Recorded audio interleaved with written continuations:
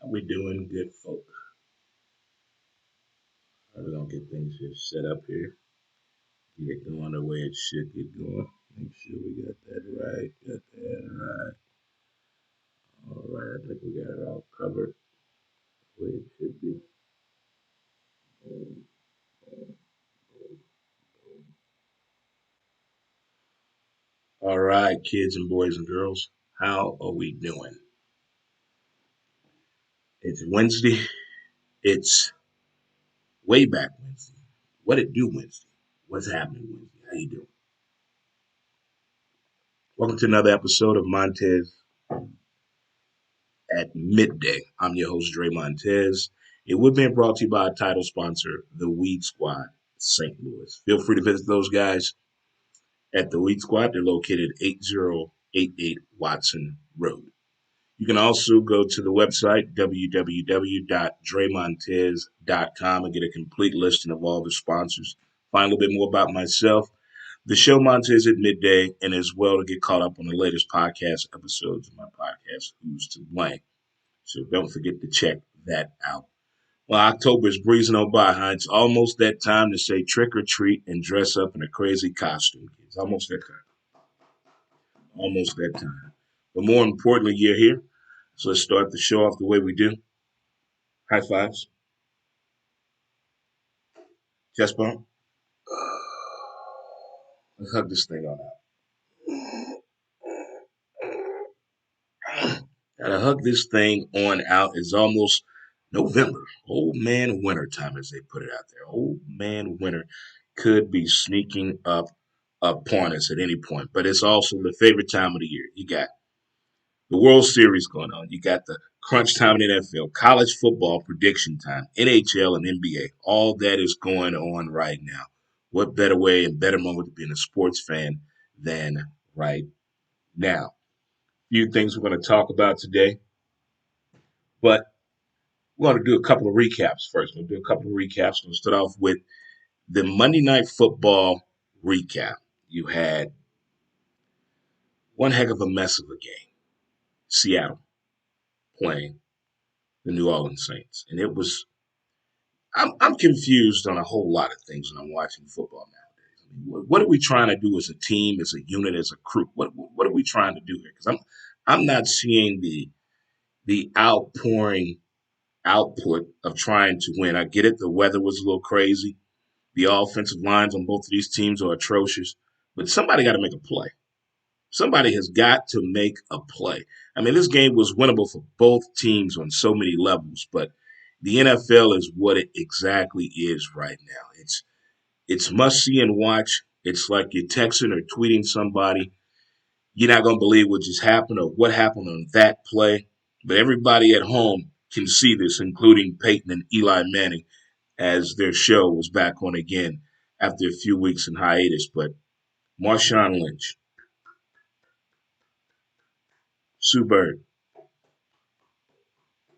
terrific time.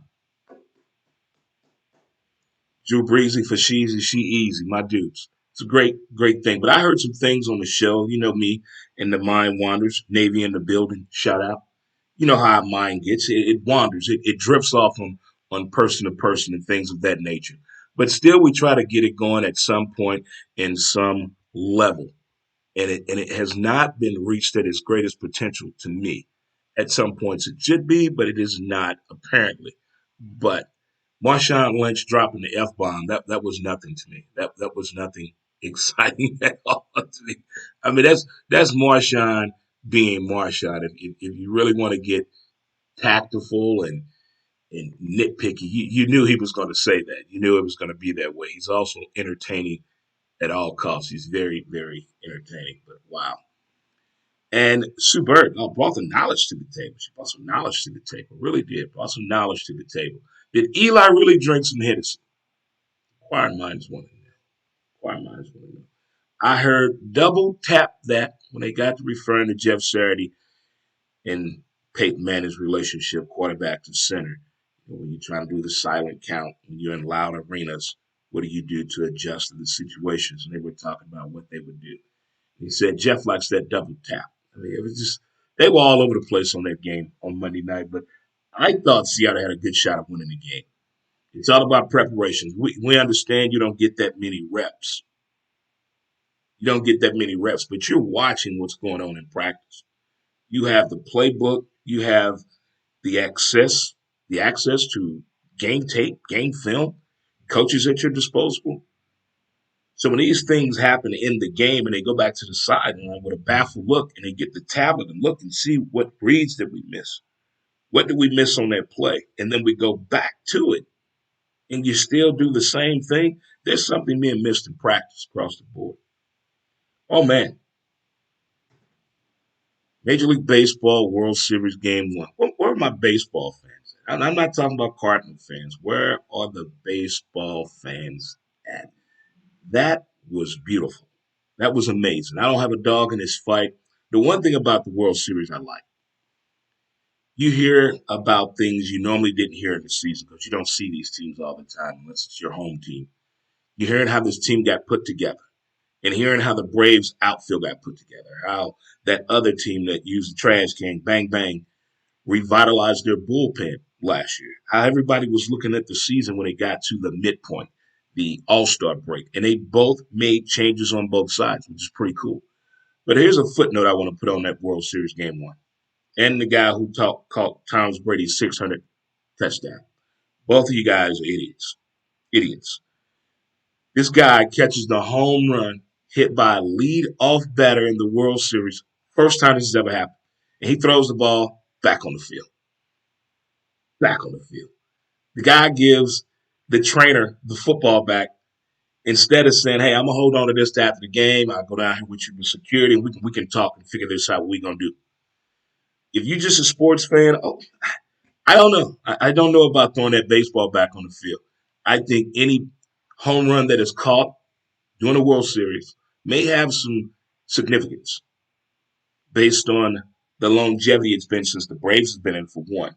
And the fact that the Braves manager, hold on. This caught me way off guard. This man has been with the Braves organization for 45 years. How is that possible? 45 years this man has been with the same organization. This man knows every Brave that has worn a uniform in the past 45 years. That is impressive. Then his son is the hitting coach. I mean, without the relationship of Hank Aaron, Dusty Baker wouldn't be in that situation. The Braves manager wouldn't be in that situation. One man combined all of this and saw something in both of these guys to bring up some incredible stories and interesting numbers of the World Series. But last night's game, you're talking about impactful first inning. I'm talking that thing was on a rocket ship getting up at the ballpark. I was like, holy cow. And then the speed of, I'm not just going to say the two teams in the World Series. I'm going to say the speed of Major League Baseball this year. I'm impressed how there's not more people stealing bases in Major League Baseball, but all this speed that is out there. That right there is drawing me a little back right there. That really is. It's throwing me just a little like, hold on. How is nobody stealing out here? This is not making any sense to me. But the Braves got that speed, and we already know what the banging on the trash can team has. We already know that. What's up? What's up? What's up? What's up? But for the rest of it, I mean, the pitching, and we already heard about the Braves starting pitcher who pitched with a broken leg through 16 pitches with a broken leg. Talking about hero award. Talking about going the distance. And I like how they're telling you stories of where these guys came from before the All-Star break. How they ended up with the Braves. How they ended back up with the banging on the trash can team. That right there is what I was really, really, really digging. For sure. For sure. Yeah. What's up? What's up, AB? My man. My man. Man. But I got to thinking about, going through the adversities, the intangibles, being a part of the game. I'm going to get through this injury. Had me thinking about a softball incident where on my glove hand, I had 16 stitches right here on my glove hand. And we had a tournament the following weekend. So I thought, hey, if I wrap this up real good, I can still go out here and play.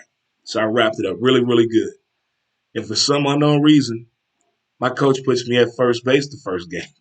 I wanted to catch, so I would catch the ball in here. The third baseman on my team, the shortstop, the left fielder, the left center fielder, they all threw the ball really, really hard, like really, really hard. And we're playing a team that really wasn't that good. I mean, it was a short game, it was over with. But the fact there were 3 plays made where my third baseman, shortstop, and left center fielder threw the ball so hard to me, it shattered my stitches. My stitches exploded in my hand. I didn't know this till after the game. Well, after the tournament was over, and I unwrapped his blood everywhere. I was like, oh my God. But there's nowhere near playing with a broken leg, whether you're Jack Youngblood or were you Milton last night or Ronnie Lott cutting the tip of your finger off to get back in the game. I guess it all boils down to it. Is this a once in a lifetime moment of the situation and you get an injury? You're like, the hell with this. No matter what, I'm going through this. No matter what, I'm going to go through this. And I think it got to that level with some of those guys that were participating. I'm sorry, some of these athletes over the years that have had injuries and just fall through the emotions, the mental aspect of it, and just their true love of the game. But man, what a World Series. We got right here. What we got. Okay, boss. Got you. Thank you all for tuning in. Really do appreciate it. So we've talked about the Monday Night Football recap, things we heard, didn't hear, of that nature. Yeah, that Mike Tyson situation look crazy. Somebody needs some money or something. It has to be. There's no way this should be allowed at all. This should not be allowed what's going on right now when it comes to this boxing for charity, as I want to call it. It's all fun and games. It's fun and games until somebody get hurt. Now, let's say Mike Tyson going there like he did in that interview when he scared the hell out of that boy. He said, I want to kill you right now. You don't know me. I'll eat you right now. Hold on, bro. Hold. I thought we were coming here for a podcast. Now I think you just got to living shit out of me. But that's what I'm thinking right now in this whole situation with, how can I put this? The easiest way I can put this. I guess I don't know when it comes to this Mike Tyson situation. I don't know if I'm like a big fan of it, big component of it, but on the measures of it right now, everybody always wants to put this scenario in your head. Would you do this for $1 million? Would you do this for $3 million? Would you get hit in the face by Mike Tyson for $1 million? No. Because I'm thinking of the after effect. I'm going to have brain damage, hemorrhaging, loss of memory. I may get my vision back, real talk. But no, I'm not. No. This is up there with the Man Cave member Jim said he wanted to fight Ronda Rousey, and he said he could beat her. Realism got to sit in there sometime, don't it, kids? At some point, reality must sit in, and whether they're willing to face it, deal with it, or whatever it may be, it needs to be addressed. But I don't think they have real friends, though, when it gets to situations like that. I don't think these people be having real friends, because a real friend would be like, whoa, wait a minute, time out. You want to do what? No. Since the pandemic, here's a few things I've learned from watching movies, reading stories, the news, whatever it may be. Here's something I'm not going to be a part of. I'm never going to France and getting on the train. That's for sure. I'm never going night fishing on the boat with total strangers I just met earlier in the day. Mm-mm. And I'm never going to Mexico. Those 3 things right there for sure going to happen. For sure. Mm-mm. No. I don't know if it's because of the movies, the documentaries I've seen, people telling me their story. For every one person that's been to Mexico, 25 coming back telling me those horrible stories. Like, what? No, not going. We're going to take a short break here. I have a word from our sponsor. Right here. Mountain Man Screw. Straight to your hands. As smooth as a river flows. Knees, feet, and also tattoo. Bring back that resolution and make sure your tattoos stand out. Go to mountainmanscrub.com. mountainmanscrub.com. Mountain Man Scrub. Get your scrub on today. Get your scrub on. www.mountainmanscrub.com. www.dremontez.com to get a complete listing of all the sponsors. All right. And we're back here. There we go. We're back. If you're just tuning in, thank you so much. What up, good folks? Who's all on here? Okay. Okay. Hey, what's up, T? What it be like? So if I didn't tell you already, if today is your birthday, happy birthday, T. If today is your anniversary, happy anniversary to you. If you're celebrating something today, you achieved something special. Congratulations, you got this. If you're concerned about that job, that loan, that car call coming today, whether you got all three, trust me, you got this. We're in your corner. You got this. You have got this. Well, welcome back to Montez at Midday, being brought to you by title sponsor, The Weed Squad, St. Louis. So we've talked about the Monday Night Football recap, game one of the World Series. That fan threw his whole financial career because he in his feelings. He in his feelings. We know you a bang him on a trash can, uh, pat your chest fan, but a brave player, first time ever in World Series history, a leadoff home run was hit. You catch it, you throw it back on the field. I swear, whoever you're in a relationship with, and it's because of financial reasons y'all arguing, that right there proves why you make bad decisions with money. Oh man, I don't do this often, but when I see a good movie, I gotta tell people about it. I got to share it. I'm not gonna tell you none of all this part here. No, I'm not gonna tell you nothing like that. There's this movie I'll call Coda, Coda. Marley Matlin is in the movie. She played in Children of a Lesser God and a TV show back in the late '80s, early '90s called Reasonable Doubt with Mark Harmon. Big fan of her. She's been in a lot of movies. A lot of movies. I've been putting off watching this movie because it deals with the mother, father, and a brother are deaf, but the daughter is not. It's one of those movies. But what took me aback about this movie is what the movie is about behind the scenes. The young lady who has a starring role, she's 4'11". She has never taken any singing lessons at all. Every song in the movie they recorded live over 19 hours. Watch the movie. Just this is a movie I recommend for families. And if you have a little baby son of a bitch between ages of 10 and 16, make them sit down right beside you and you hit play.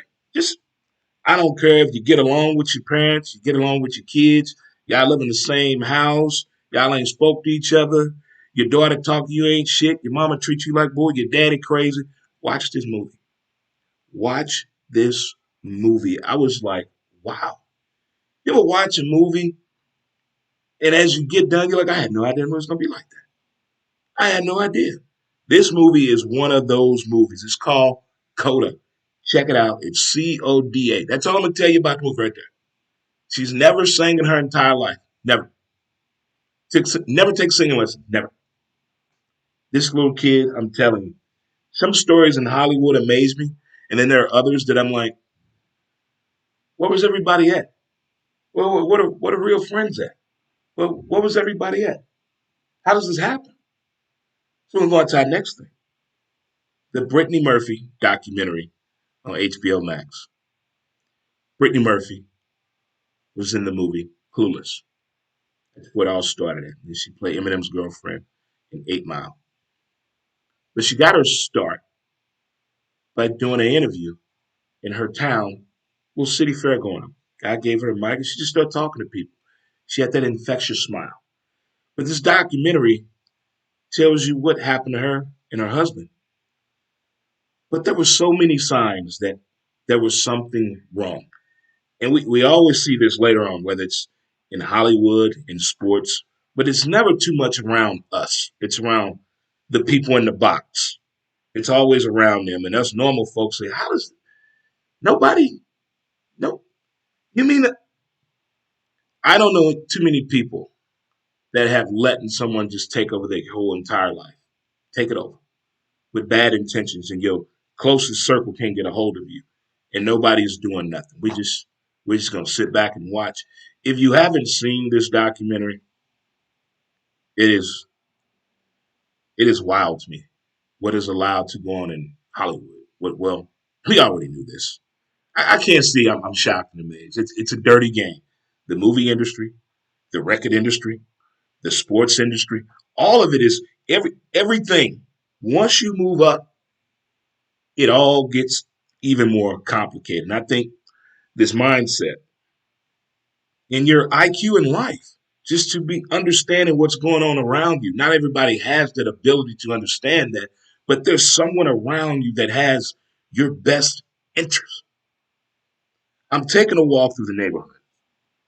There's these two guys, older. They appear to live on the street, but I'm not judging, but I'm listening to the conversation. And one of the guys said, "Hey man, I ain't seen you in a couple of days. I've been worried about you. Make sure everything all right with you. I got you a couple of water bottles here and some sanitizer, and I got a place for us to go eat lunch today, but I've been looking for you." I'm like, wow.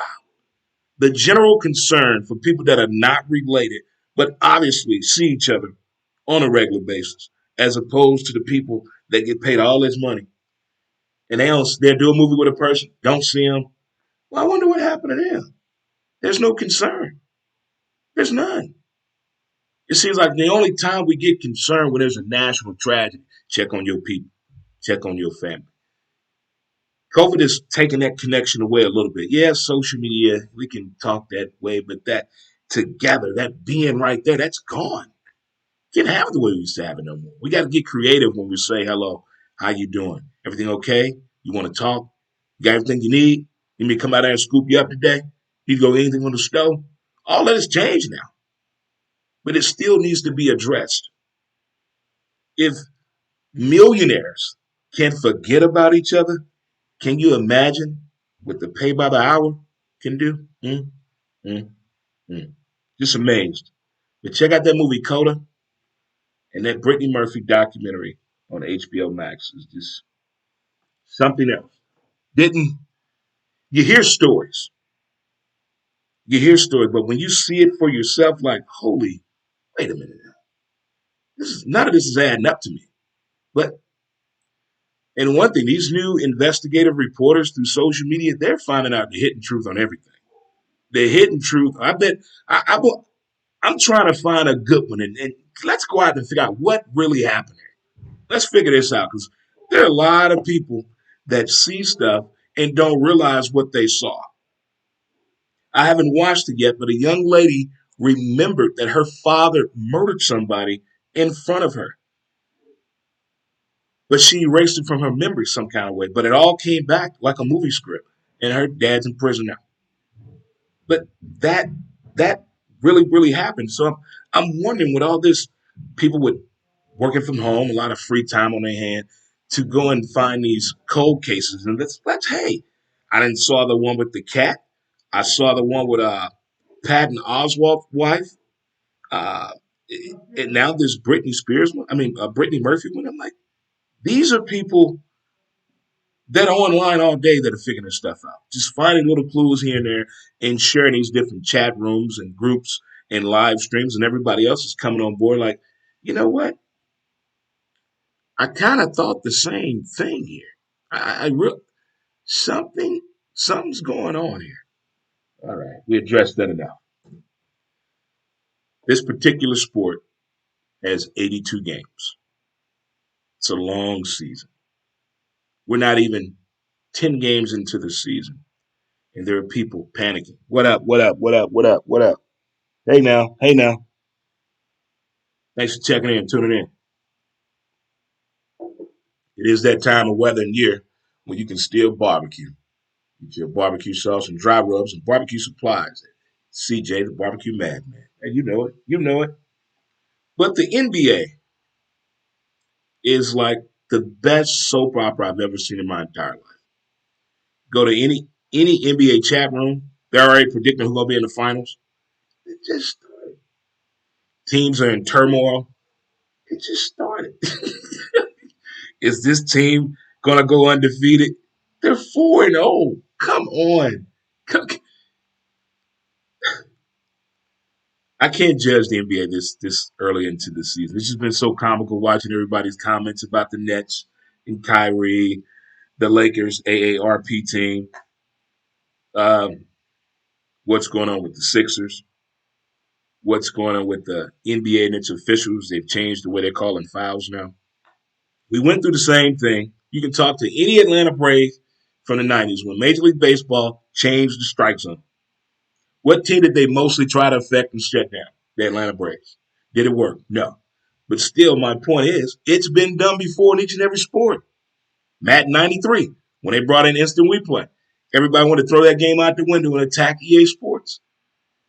They do it every time when they try to modify the game, whether it's for our entertainment value, to keep it at a competitive nature, or to not make the referees be a part of the game in a bigger picture here. But we do this every year with the NBA. Every year. Can we let them at least play 10 games? Yeah, let's play 10 games. Everybody get 10 games in. And then let's see, okay, now let's move this lineup. Okay. Let me rotate you. I'm going to bring you in. You're going to get 8 minutes a game. Your points of production are really a calculated feature in the NBA. They have figured out to maximize your value when you're on the court and show you proven data how many minutes you must play during the game to give us a W. Why many teams don't follow this formula bothers me. And they show you this. If you gamble on the NBA, they have the information for you. If you follow the NBA online, they have the information for you. TNT talk about it all the time. It's the points per minute that you're on the court. Those are crazy statistics, but whoever figured it out, damn it, it works. And look at the teams who are really capitalizing off of this early in the season. Chicago Bulls, for one. Bulls, for one, they're doing it. The Atlanta Hawks are doing it. They're taking a real key. And the Golden State Warriors. As a lot of, I want to say, rookie to 2 year players expressed through different conversations on podcasts and radio shows last year, this is all I kept hearing from them. I thought I could play the game of basketball at a high level, but the NBA is different. It's all about being in your spot. Hello. Hello. It's all about being in your spot. And when you're in your spot, that crucial conflict of the moment is gone. It's gone. Just think about the days you played pickup basketball back in the day. There was always someone telling you to move. Go over there. Go over there. You wasn't really grasping that concept of why they were telling you go over there. Move around. Move around. Come up. Come up. Come up. They're trying to get you in position to get the highest ability to score a point. What's so hard about that NBA?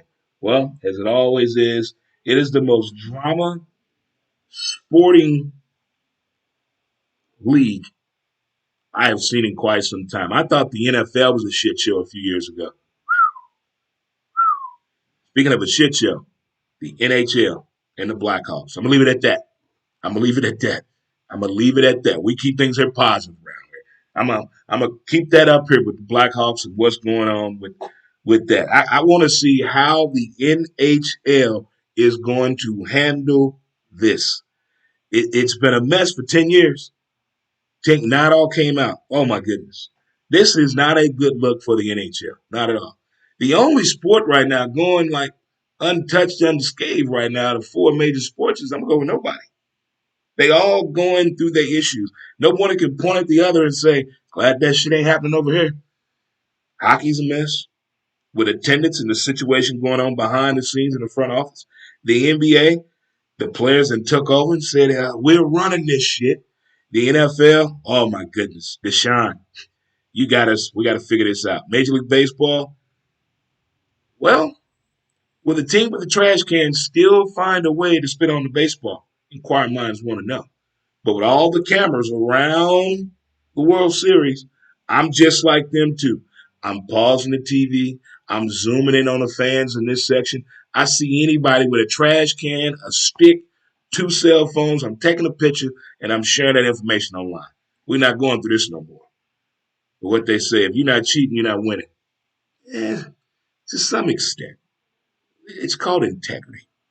It's called integrity. If you can get the integrity part of the game right, okay, then I'm with you. But if you're still going to miss that point, I don't want no part of it whatsoever.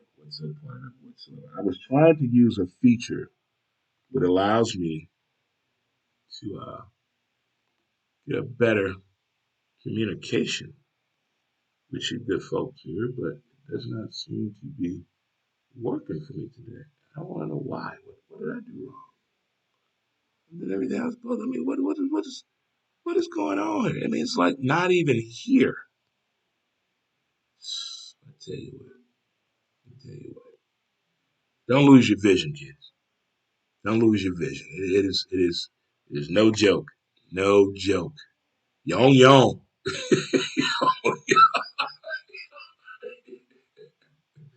Yon yon. But it's still fun no matter what.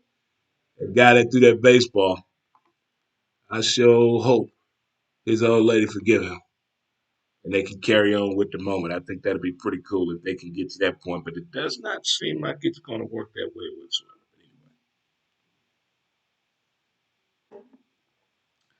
I don't know what you got planned on for the rest of the way back Wednesday moment of your day, but just in case you forgot, we post our new podcast episode every Wednesday, and we have a new one that's about to be posted here in a couple hours. So be sure to check that out. It's Who's to Blame, the podcast. There's several ways you can follow the show. We're on Facebook, Instagram, Twitter, YouTube, Dre Montez, TikTok, Dre Montez 63 as well.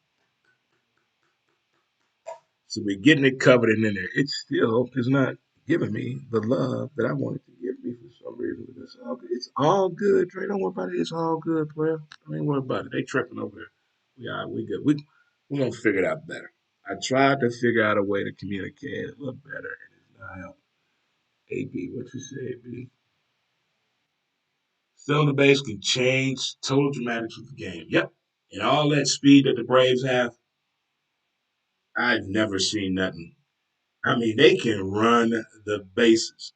In Houston, I mean, the team that banged the trash cans first baseman, that's a big human being. That dude's a giant, man. That dude is huge, mungus. That is a great point though, still in the bases. I'm just don't understand why more teams are not stealing in baseball. I don't get it. There's a lot of speed out there, as you can tell during the playoffs. There's a lot of speed out there that we saw, a whole lot of speed.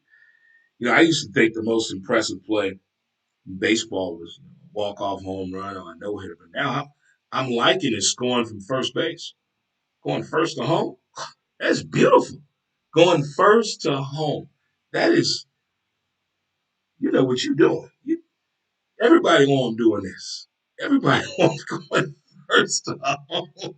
First to throw that's not. You should be able to do that in Little League. But first to home, and the ball is right there in front of you, that is way too much speed that the Atlanta Braves have. I mean, that's bang on the trash can. They got some speed too, but the Braves, man, and they come out attacking the ball. They came out attacking the ball.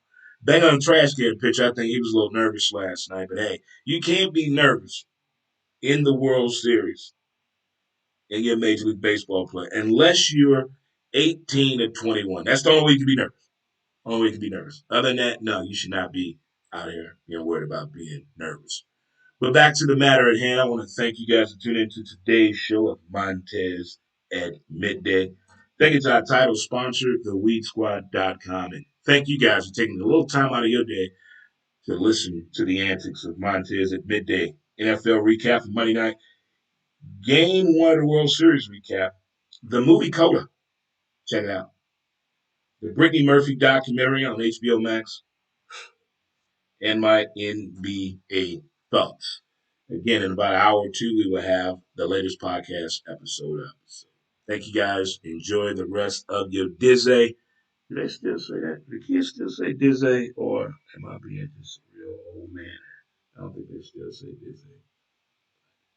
I want to thank you guys for tuning in so much and appreciate the rest of your day. And don't forget to appreciate the details of the day.